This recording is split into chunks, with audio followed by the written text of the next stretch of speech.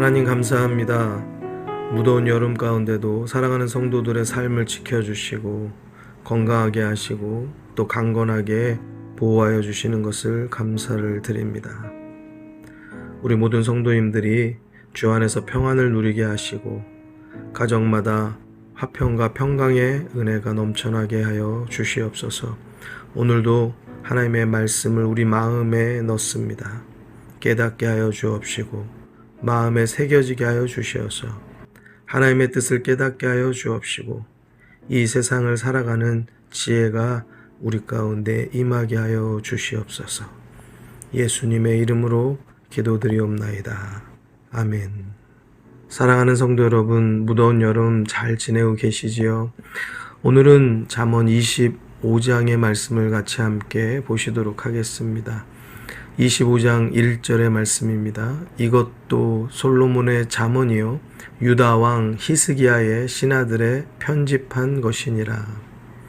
신앙심이 깊었던 히스기야 왕이 백성들의 믿음과 또 지혜로운 삶을 살게 하기 위해서 그의 신하들에게 이 솔로몬의 잠언 가운데서 선별하여서 편집하게 했다라는 것을 설명하고 있습니다. 2절의 말씀입니다. 이를 숨기는 것은 하나님의 영화요 이를 살피는 것은 왕의 영환이라. 2절 전반부에 이를 숨기는 것이 하나님의 영화다라고 말씀하는데요. 이를 숨긴다는 것이 무슨 뜻인가? 이것이 어떠한 것을 뜻하는가 저도 한참을 들여다보았습니다. 먼저는 하나님께서 이를 숨긴다라는 것보다도 우리들이 그분이 마치 숨겨놓은 것처럼 그 뜻을 깨닫지 못한다라는 의미로서 하나 깨달을 수 있을 것 같습니다. 학생들이 선생님의 뜻을 깨닫지 못하지요. 또 회사에서도 사원이 또 사장님의 뜻을 깨달을 수가 없는 것이지요. 그분 머릿속엔 무엇이 들었을까? 그분 생각은 무엇이길래 도대체 이러한 것을 지시하는 것일까? 아랫사람으로서는 또 학생으로서는 도무지 이해할 수 없는 것들이 꽤나 많이 있습니다. 하물며 하나님의 뜻을 우리 인간이 쉽게 깨달을 수 없는 것은 당연한 일이지요. 마치 숨겨져 있는 일과 같습니다. 하늘보다 높으시고 땅보다 깊으시고 온 대지 온 바다보다도 넓으신 그 하나님의 뜻, 하나님의 계획, 하나님의 섭리를 우리는 알 수도 없고 또 알려줘도 이해할 수도 없는 것입니다. 결국 이것은 우리가 알 수 없는, 그래서 숨겨져 있는 비밀과 같이 작용될 수밖에 없는 것이다 라는 것을 우리들이 한번 깨달을 수 있겠습니다. 이것이 곧 하나님의 신비가 되는 것이고 하나님의 영광이 되는 것입니다. 다시 말해서 하나님이 우리 인간이 사고하고 생각하는 정도의 하나님이라고 하면 그렇게 어느 정도 이해할 수 있는 존재가 된다고 하면 과연 하나님이 우리의 유일하신 창조주 하나님이 되시겠는가 말이죠. 아마 우리의 생각으로 우리의 지식으로 읽을 수 있는 하나님이라고 하면 이 땅 가운데 하나님을 믿는 자도 없고 또 믿을 이유도 없을 것입니다. 우리 눈에 보일 수 없고 우리 손에 잡힐 수 없으며 우리가 도무지 아무리 이해하려고 해도 이해할 수도 없고 그분의 뜻을 깨달을 수도 없기 때문에 우리는 하나님을 믿게 되는 것이고 또 그러한 신비의 하나님이시기 때문에 우리는 그 하나님을 섬기고 경배하는 것입니다. 또 한 가지 측면에서는 실제적으로 하나님께서 어떠한 일과 뜻과 계획을 숨기고 계실 수 있다라는 것이에요. 신명기 29장 29절에서 오묘한 일은 우리 하나님 여호와께 속하였거니와 라고 말하고 있습니다. 또한 구약의 위대한 선지자 이사야는 이사야서 45장 15절을 통하여서 이렇게 말씀합니다. 스스로 숨어 계시는 하나님이시라. 우리는 하나님의 일, 하나님의 뜻, 하나님의 계획, 하나님의 섭리 잘 알 수 없습니다. 상상할 수도 없고 이해할 수도 없습니다. 성경에는 실제적인 그러한 내용들이 무수하게 많이 있습니다. 하나님은 아브라함에게 아들을 번제로 드리라고 하십니다. 아들을 제물로 잡아서 태워서 번제를 드리라니요. 그 이상의 고통은 없을 것입니다. 그러나 아브라함은 그 일을 행하지요. 그리고 결과적으로 아브라함은 하나님께 인정을 받습니다. 중요한 것은 아들 이삭은 살았고요. 예비된 수량으로 인해 번제 또한 드려졌습니다. 결국 이 일의 과정이 고통스러운 것 같지만 모든 결론을 보면 아브라함을 복 주시려고 하나님은 이끌어 내신 것입니다. 그러나 이 말씀을 우리가 정작 받는다고 하면 슬프고 고통스럽고 화나고 아마 모두가 다 불순종할 마음을 갖게 될 것입니다. 그것은 하나님의 감춰진 비밀을 모르기 때문에 그런 것이죠. 요셉은 형제들에게 미움받고 노예 생활을 하다가 다시 억울한 죄명을 뒤집어 쓰고 감옥에 수감됩니다. 그렇게 있는 자리마다 성실하게 정직하게 열심을 다했음에도 하는 것마다 일이 꼬여버리는 것이 요셉의 인생입니다. 세상 말로 하면 정말 재수가 없어도 너무 없고요. 억울해도 너무 억울하고요. 되는 일이 없어도 너무 없는 고달픈 인생인 것이죠. 그렇게 아무 소망이 없고 억울한 그의 인생인 것 같지만 끝까지 하나님을 신뢰한 요셉에게 애굽의 총리가 되는 놀라운 급반전에 설명할 수 없는 일이 나타납니다. 돌이켜볼 때 요셉의 고난은 고난이 아니었음을 알게 되는 것이지요. 하나님의 감추어 놓으신 비밀입니다. 바로 이것은 훈련이었습니다.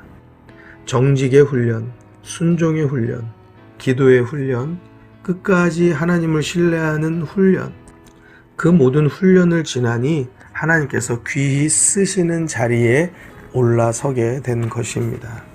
다윗은 골리앗을 쓰러뜨려서 이스라엘을 구하였습니다. 뿐만 아니라 당대 왕이었던 사울을 구한 것입니다.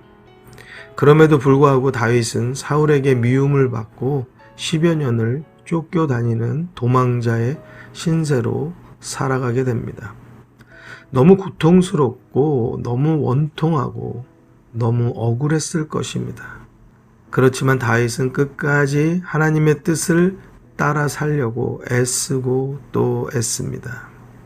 그리고 다윗은 왕이 됩니다. 우리는 이 모든 과정을 성경을 통해 환하게 보고 있습니다. 그리고 왕이 되기 위한 중요한 훈련이었던 것을 또한 깨닫습니다. 사랑하는 성도 여러분, 우리가 그들의 인생을 환하게 들여다보고 있는 것처럼 또 하나님께서 그들의 인생을 훈련시키시고 도우시고 인도하시는 것을 우리가 보는 것처럼 우리들의 삶 가운데도 하나님께서 도우시고 인도하시는 분명한 은혜가 있다는 것을 꼭 기억하셔야 합니다. 또한 우리도 끝까지 순종하여서 하나님의 뜻과 계획, 그 안에 숨겨진 비밀의 은혜를 얻게 누리게 되는 성도들이 되시기를 주님의 이름으로 축원합니다. 또한 빼놓을 수 없는 가장 중요한 신비와 비밀이 있지요. 고린도전서 2장 7절 8절의 말씀 보면요. 오직 비밀한 가운데 있는 하나님의 지혜를 말하는 것이니, 그러니까 하나님의 지혜가 비밀 가운데 감춰져 있다는 것이죠. 곧 감추었던 것인데 하나님이 우리의 영광을 위하사 만세전에 미리 정하신 것이라. 이 지혜는, 여기서 이 지혜는 이제 앞에 말한 하나님의 비밀 속에 감추어진 지혜를 말하시는 거죠. 이 지혜는 이 세대의 관원, 그러니까 이 세상의 통치자들을 말하는데요. 이 세대의 관원, 이 세상의 통치자들이 하나도 알지 못하였나니 그들은 도무지 알 수 없었다라는 것입니다.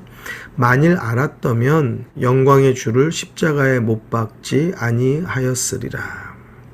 그리스도의 십자가의 죽으심의 비밀은 전 인류의 죄를 속하고 구원에 이르게 하시기 위함이시었다는 사실입니다. 만약에 그 지혜와 그 비밀과 그 신비를 알았다면 이 세상 통치자들이 예수님을 십자가에 못 박지 않았을 것이라는 겁니다.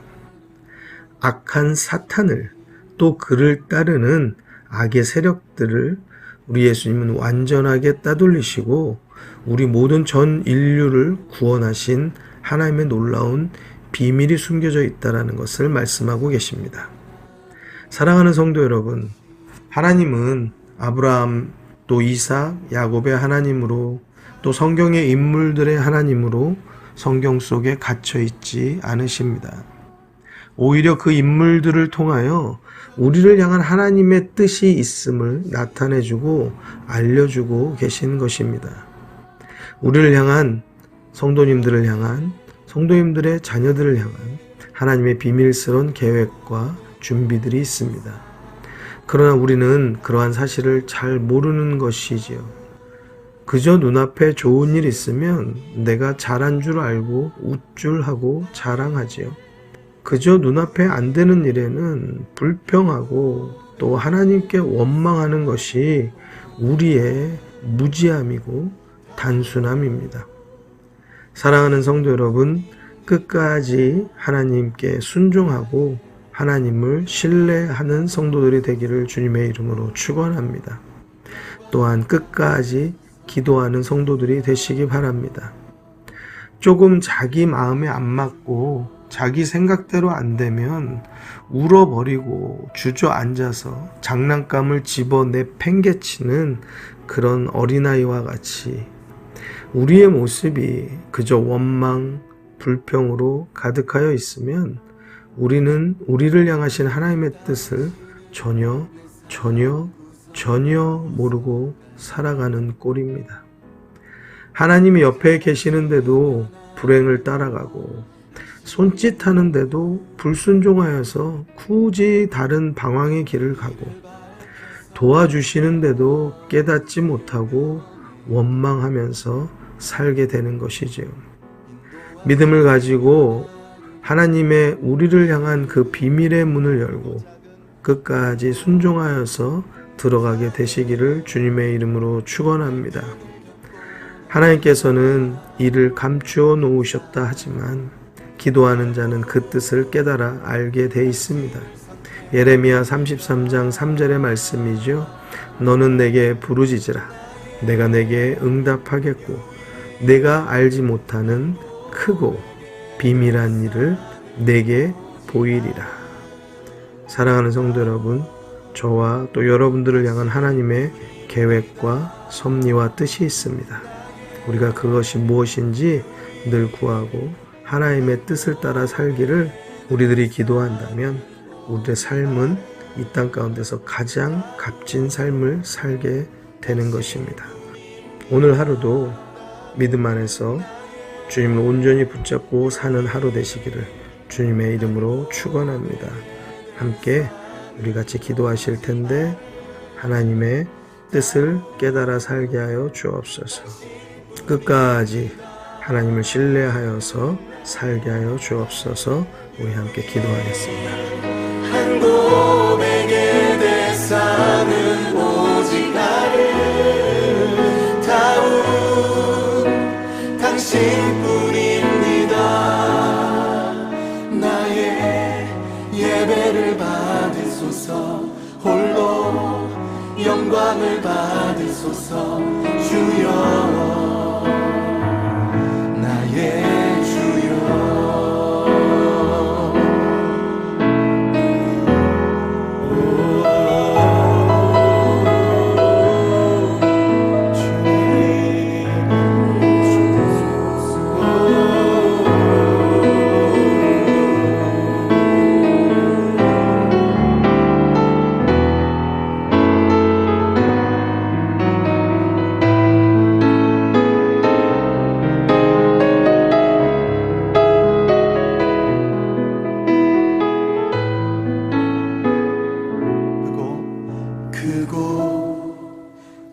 작은 갈등을 겪곤 하지만 항상 결국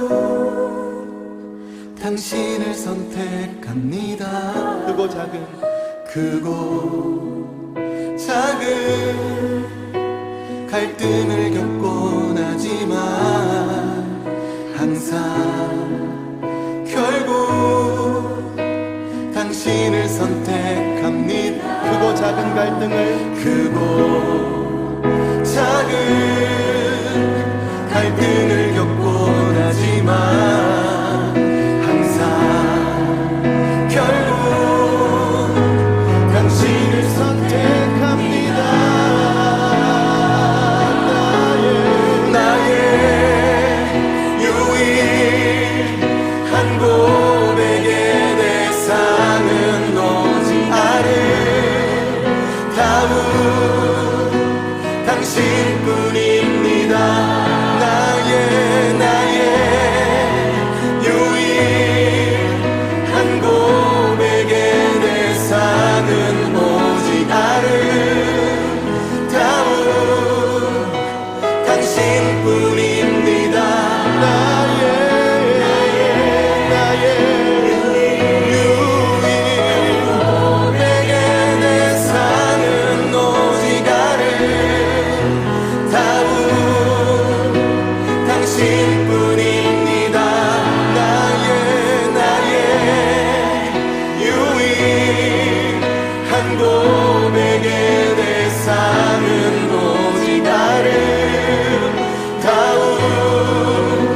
당신뿐. 한 번 더 고백하겠습니다. 그렇습니다. 주님께만 우리의 마음을 드립니다. 주님만 우리의 찬송을 받기에 합당하십니다. 할렐루야. 당신뿐입니다. 나의 유일한 고백의 대상은 오직 아름다운 당신뿐입니다. 나의 예배를 받으소서. 홀로 영광을 받으소서. 주여, 나의 주여. 나의 예배를 받으소서. 나의 예배